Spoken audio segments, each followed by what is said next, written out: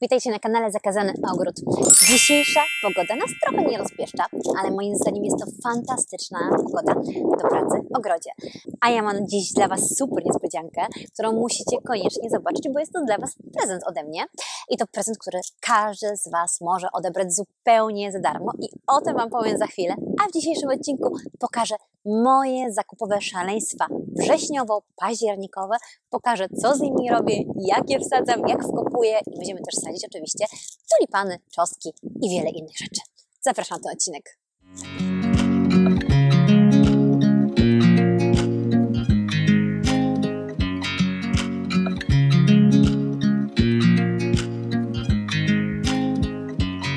I watch you as you drive. Do you know I'm looking? And I can't help but smile. Do you know how much I love you? You put my favorite song on. I put my feet up. And we just sing along. And I can't help but feel it. Wiem, że lubicie takie odcinki, w których dużo się dzieje. Kiedyś myślałam, że one są dosyć chaotyczne, bo idę robię tu jedną rzecz, za chwilę idę robić drugą rzecz, ale okazuje się, że bardzo Wam takie odcinki odpowiadają, ponieważ mogę od razu pokazać kilka prac w ogrodzie. Jeżeli oglądaliście już odcinek o wrześniowych pracach w ogrodzie, to muszę Wam powiedzieć, że wiele tych prac już wykonuję, ale w tym roku mam zaplanowane przeróbki rabat. Słuchajcie, tak, nie ma u mnie żadnego lata bez przeróbek rabat. W tym roku oczywiście postanowiłam znowu przerobić rabaty, za chwilę Wam pokażę, które. Będą to rabaty w całości wykonywane na kartonach, bez przekopywania. Są to według mnie najbardziej cudowne rabaty, zresztą taką rabatę widzicie też z tyłu za mną. Była tworzona w zeszłym roku na jesień i tak naprawdę wrzesień i październik, nawet powiedziałabym bardziej taki właśnie deszczowy październik, to są najlepsze chwile, żeby takie rabaty stworzyć. Więc dziś pokażę Wam też, gdzie te rabaty utworzę, kilka ciekawostek. Oj, mówiłam, że będzie się dużo działo, no ale zacznijmy od prezentów i ciekawostek na kanale. Słuchajcie, jesień i zima będzie należeć do nas, do naszej cudownej społeczności Zakazanego Ogrodu. Kiedyś wrzuciłam taki post, żebyście wysyłali do mnie zdjęcia Waszych ogrodów, ponieważ czytam Wasze komentarze, opisujecie, jakie rośliny wsadzacie, jak wyglądają Wasze ogrody, jakie macie fajne pomysły.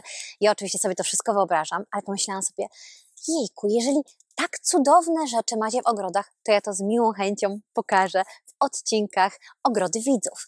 Więc będą takie odcinki właśnie jesienią, będą takie odcinki zimą. Chcę takie odcinki robić raz w miesiącu i pokazywać różne fajne rozwiązania. Czasami to będą rozwiązania typowo wiosenne, czasami to będą rozwiązania różnych aranżacji kwiatowych, różne rabaty, też będą młode rabaty. Także wysyłajcie do mnie zdjęcia na adres Zakazany Ogród YouTube. Ja Wam wkleję ten adres, bo to jest YT po prostu, @gmail.com. Będę je publikować, zaczniemy już taki cykl tak naprawdę w październiku. Nie mogę się po prostu doczekać tego. Czekam naprawdę na super dużą ilość maili od Was.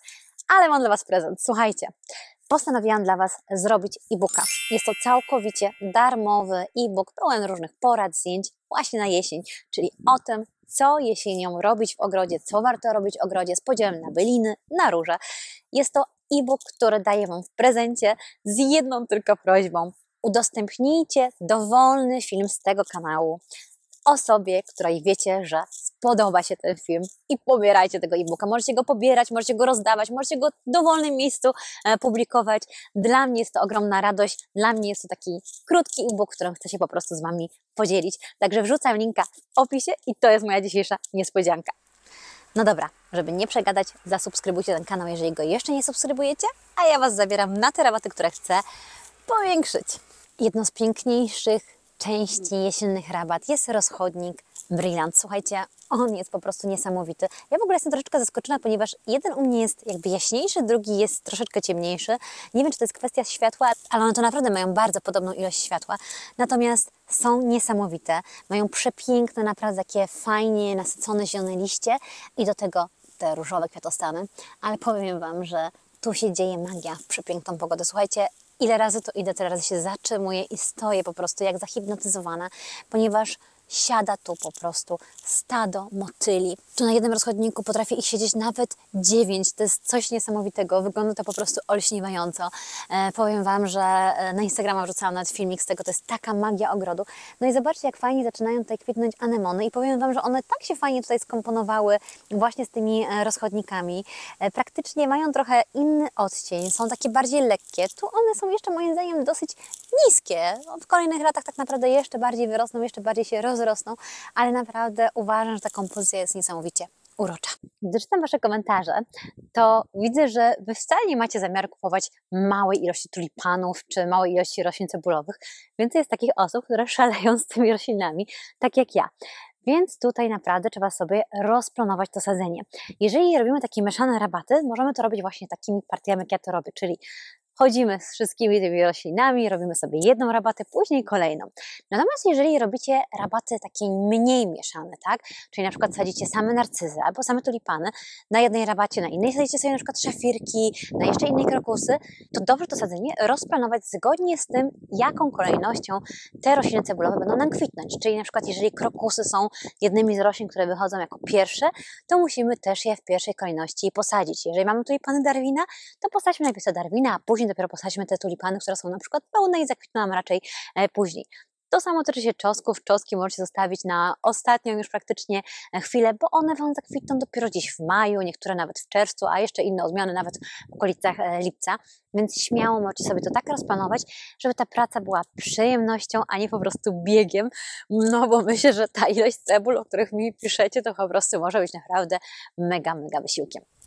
Robię taką kompozycję, że chcę zmieszać te cebule, ja od razu sobie po prostu szykuję wszystkie te cebule, które mam mieć wymieszane. Czyli tu mam na przykład właśnie tulipany Angelique, tu mam hiacynty, a tu mam czosnki. Oczywiście wszystkich tych czosnków nie użyję. Dlaczego? Dlatego, że ja po prostu już sobie wyobrażam, jak one będą później kwitnąć. Hiacynty z tulipanami Angelique będą kwitnąć praktycznie w bardzo podobnym czasie i będą tutaj od razu widoczne, ale czosnki ozdobne tak naprawdę wyjdą dopiero, gdy tulipany i hiacynty skończą już swoje kwitnienie i raczej na tych rabatach już nic nie będzie, więc spokojnie można te czosnki ustawić tak, jak chcemy. Ja to po prostu robię partiami, czyli biorę sobie na przykład tą część rabaty i wypełniam. Ile później docelowo chcę mieć na niej czosnków, ponieważ czosnki później też z czasem będą się mieć jeszcze więcej kwiatostanów, tak? Czyli z roku na rok będzie ich coraz więcej, to też nie robię tak, że tych czosnków sadzę bardzo blisko siebie dużo, bo one super wyglądają nawet w takim rozstawie, wiecie co, praktycznie 40-50 cm, nawet troszeczkę większym.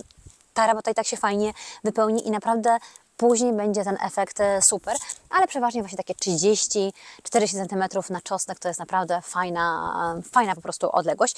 Więc możecie na przykład sobie wziąć po prostu, przygotować od razu czosnki, wziąć taką sadzareczkę, wejść na taką rabatę i tu robimy po prostu otwór. Jeżeli czujecie, że Wasza sadzarka napotkała większy opór, no to tak na dobrą sprawę możecie przełożyć ją troszeczkę w inne miejsce. Wszelkie rośliny cebulowe tak naprawdę sadzimy na trzykrotną wysokość tej cebuli, ale ja Wam coś powiem. Większość z nich to jest tak naprawdę głębokość około 20 cm. Dlaczego? Dlatego, że na przykład tulipany, jeżeli są tak głębiej posadzone, to one gorzej się jakby rozmnażają, gorzej tak naprawdę więcej nie mają takiego dużego podziału tych cebulek malutkich, więc na dobrą sprawę, jeżeli chcemy, żeby one bardziej powtarzały kwitnienie, to lepiej, żeby one były po prostu głębiej wsadzone. To samo tyczy się czosnków, one będą fajnie nam po prostu rozrastać się. No i też inna kwestia, że nie mamy takiego ryzyka, że jeżeli na przykład mamy teraz warstwę kompostu i ten kompost po prostu jest jeszcze taki puszysty, później on osiądzie, to na przykład te cebule nam się jakoś odkryją.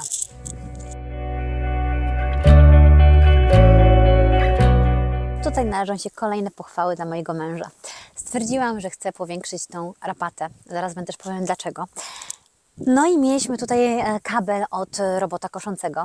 Mój mąż ten kabel przeniósł. Słuchajcie, widać dokładnie, jak ten kabel idzie. Więc tak około 20 cm od tego kabla, czyli gdzieś w tym miejscu, tu będzie się gdzieś zaczynać właśnie ta rabata i ona sobie będzie tak szła. Słuchajcie, stwierdziłam, że w zasadzie mamy wszystkie takie bardzo wijące się rabaty, a tu mieliśmy taką dość prostą. To jest pierwsza rzecz. Druga rzecz. Maxivita mają tutaj teraz chyba 3. rok. To samo jest z trawami pampasowymi. Przepraszam, to jest 2. rok. drugi rok, tak, bo ja je wsadzałam na jesień 2021, więc pierwszy rok to był 2022 i teraz jest jesień 2023. Zobaczcie, trawy pampasowe też po prostu zajmują ogromną część tej rabaty i stwierdziłam, że jest tu kilka sadzonek Maxivity, które troszeczkę za bardzo wchodzą w te trawy, a można byłoby je stąd wyciągnąć, rozsadzić tutaj i zrobić tę rabatę jeszcze bardziej kolorową. Zatem czeka mnie tak naprawdę, słuchajcie, przeróbka tej rabaty. Będzie ona oczywiście wykładana kartonami, będą tutaj wsadzane rośliny i oczywiście w pierwszej kolejności, jeżeli już mam rośliny, to będę je wsadzać. Więc tak naprawdę z tymi różami Maxivita troszeczkę czekam, bo one dalej tak cudownie kwitną, więc chyba po prostu w drugiej części października po prostu je zetnę i będę je przesadzać. Natomiast naliczyłam się tutaj około 4 sadzonek Maxivity, które zobaczcie jakie są ogromne. No to jest po prostu naprawdę niesamowita róża, cały czas kwitnąca, więc one tu będą tak porozsiewane. Przodem oczywiście pójdzie moja ukochana kocimiętka, ale chcę pomiędzy Maxivitami puścić też takie właśnie trochę przeplatające się szałwie omszone. Chcę też gdzieniegdzie puścić troszeczkę jeżówek i myślę, że tutaj też będę chciała posadzić werbenę patagońską. No i oczywiście wiosną będzie tutaj mocno tulipanowo. Ojej, mi wystarczy tych tulipanów na tą wielką rabatę. Jak nie, to będę dawać narcyzy, ale to jest mój plan. Tego w pierwszej kolejności chcę tu posadzić większe rośliny. A, wiem co jeszcze.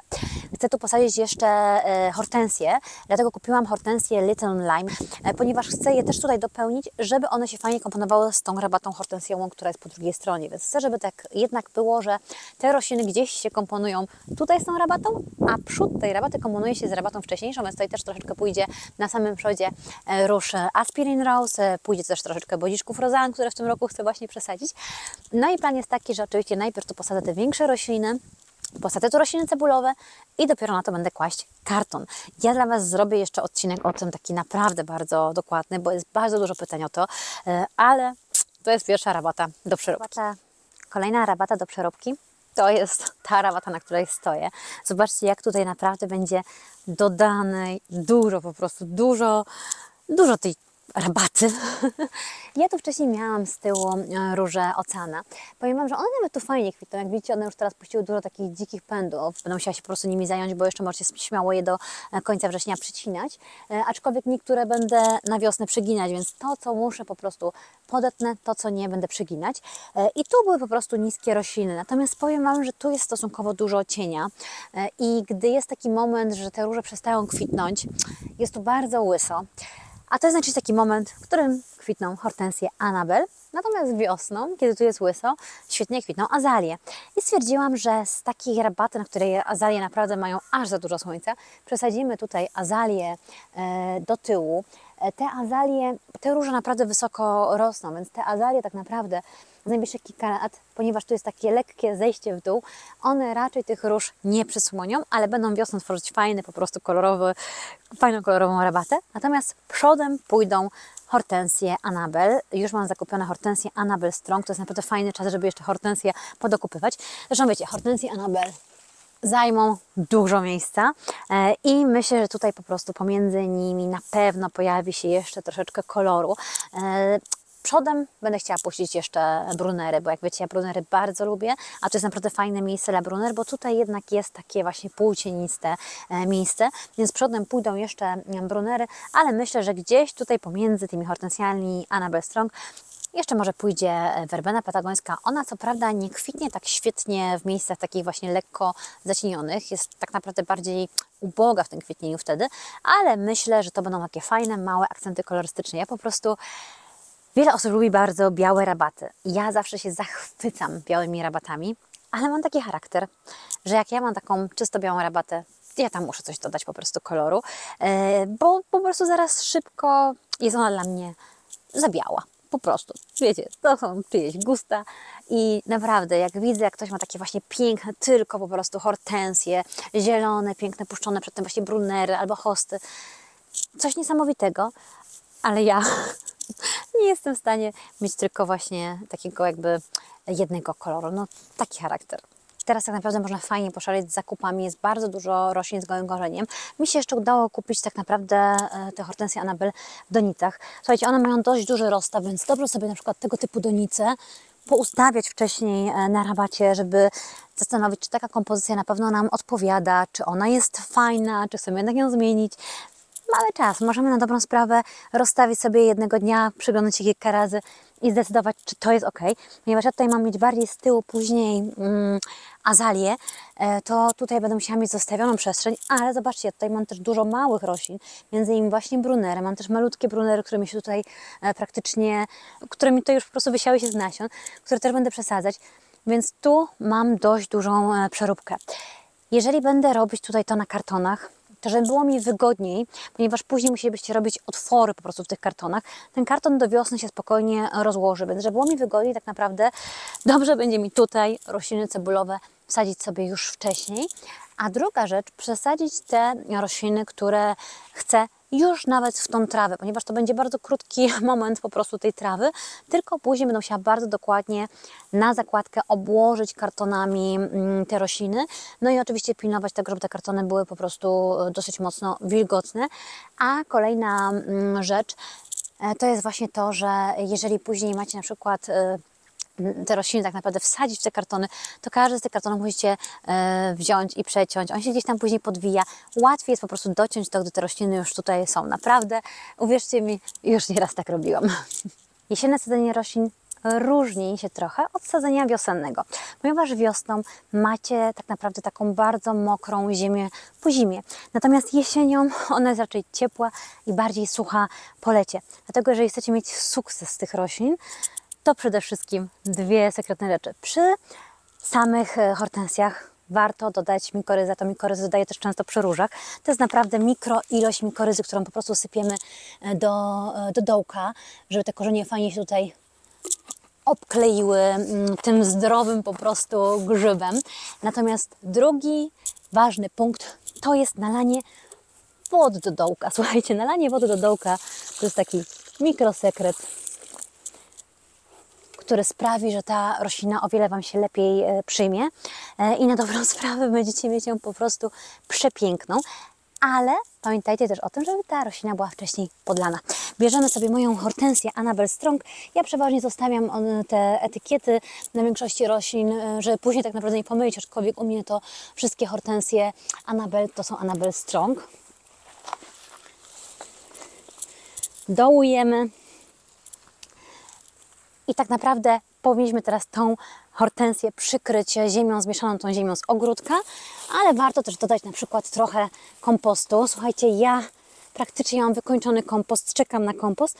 Można też dosypać ziemi kwaśnej, ja muszę po prostu po to pójść. Także będę dosypywać tutaj jeszcze ziemi lekko kwaśnej, żeby zmieszać to wszystko, ale nie róbcie też takiego błędu, żeby wsypać na przykład tylko tą ziemię kwaśną, bez tej ziemi rodzimej, bo po prostu ułatwiacie tej roślinie tak jakby drastycznie przemykanie się korzeniami przez tą miękką glebę i ona później dostaje nagle takie podłoże, które macie w ogrodzie, typu jak u mnie jest na przykład glina i spotyka się z taką ścianą. Więc jeżeli chcemy, żeby ona stopniowo te swoje korzenie fajnie wypuszczała, zadomowiła się u nas w tym, co mamy, to od razu pokażmy jej, jaka jest nasza gleba i obsypmy po prostu tą roślinę dodatkowo tą glebą.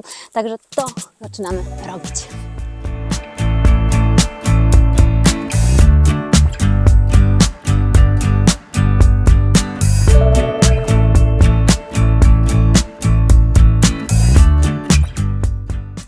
Jak wiecie, na tej rabacie planuję też oczywiście dodać rośliny cebulowe. One bez problemu tak naprawdę przez karton się przebiją, więc jest taki fajny też myk. Jeżeli wkładacie już takie właśnie hortensje, słuchajcie, spokojnie możecie blisko tych korzeni dać te cebule. One naprawdę fajnie się razem łączą i tu nie ma czegoś takiego, że nie wiem, hortensja będzie ten cebulą zabierać wodę albo na odwrót. To są rośliny z innego gatunku i one naprawdę po prostu wtedy, można powiedzieć, odżywają. Więc możecie sobie kilka takich właśnie cebul tulipanów do tych dołeczków jeszcze po prostu podokładać, ponieważ wiosną hortensje będą tak naprawdę łyse, a tu będziecie mieć już te piękne tulipany. No i inna kwestia, że jak wam te tulipany zaczną już zamierać, będą już mieć takie właśnie żółtawe liście, to wtedy hortensje będą już miały puszczone swoje liście i też będzie tak naprawdę fajny efekt, bo liście tulipanów nie będą tak bardzo widoczne, tylko przykryte przez liście hortensji. Oczywiście będę wsadzać też tutaj tulipany zaraz w tej części, ponieważ tutaj planuję. Natomiast w pierwszej kolejności zacznę od przesadzenia bylin. Przy okazji Wam od razu pokażę, jak te byliny fajnie podzielić. Powiem Wam, że przeróbki rabat to mega wyzwanie, bo to jest naprawdę chyba więcej pracy niż jak mamy tylko po prostu od nowa stworzyć rabatę, bo wtedy po prostu kupujemy rośliny albo już po prostu sadzimy takie, które wcześniej w jakikolwiek sposób nam fajnie się wysiały. A tu trzeba trochę więcej podziałać. Zobaczcie, tu mam takie fajne bodziszki, one się naprawdę już mocno rozrosły. To jest bodziszek wspaniały, przepięknie kwitnie takimi mocno fioletowymi kwiatami. Jest dosyć niski, więc on super się tutaj też właśnie wypełni razem z tymi brunerami. Miałam go podzielić, więc teraz tak naprawdę przy tej rabacie będę mogła podzielić go maksymalnie. Wiosną byłoby mi go ciężko tak naprawdę zauważyć. Teraz jest na to fajny sposób. Natomiast ja najpierw muszę go po prostu ściąć maksymalnie. Z tego względu, że jeżeli go nie zetnę, to ten bidulek zamiast iść w siłę w korzenie będzie tracił siłę na odzyskanie wigoru tych swoich liści czy nawet kwiatów. Więc ja po prostu maksymalnie go ścinam. Oczywiście kolejna rzecz na taczkę. Wykopuję.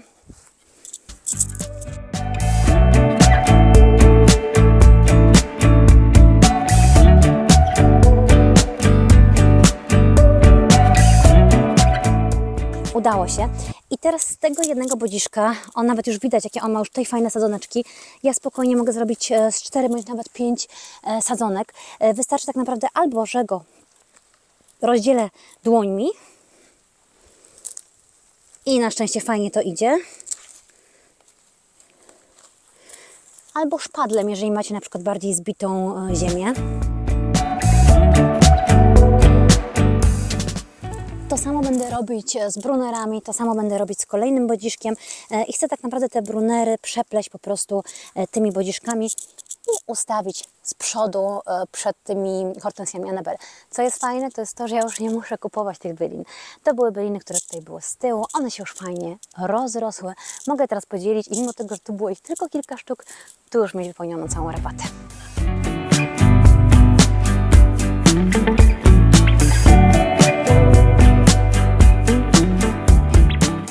Jeżeli mam naprawdę takie małe roślinki do wsadzenia, to robię to też sadzarką, jest to szybsze niż po prostu szpadlem.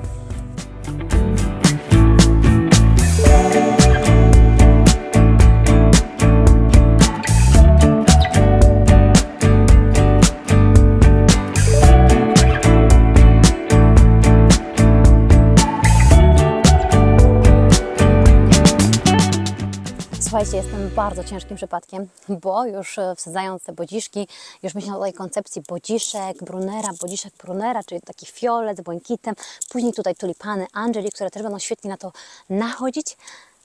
Pomyślałam sobie, że właśnie w maju, w takim półcienistym zakątku, fantastycznie kwitną wieczorniki damskie. Ja mam wieczornik damski fioletowy, który wysiewałam w tym roku ze swoich nasion. Słuchajcie, to będzie po prostu istna chmura właśnie w momencie, w którym jeszcze te hortensje nie będą takie po prostu pokaźne.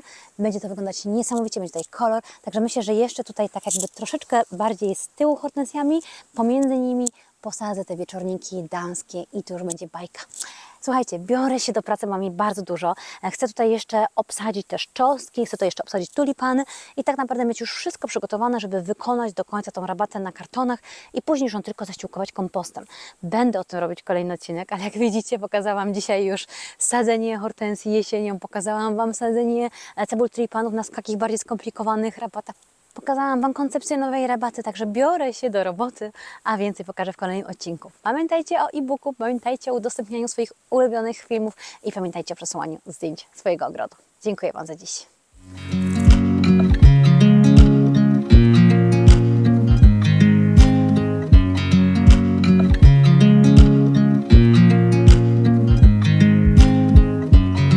I watch you as you drive. Do you know I'm looking? And I can't help but smile.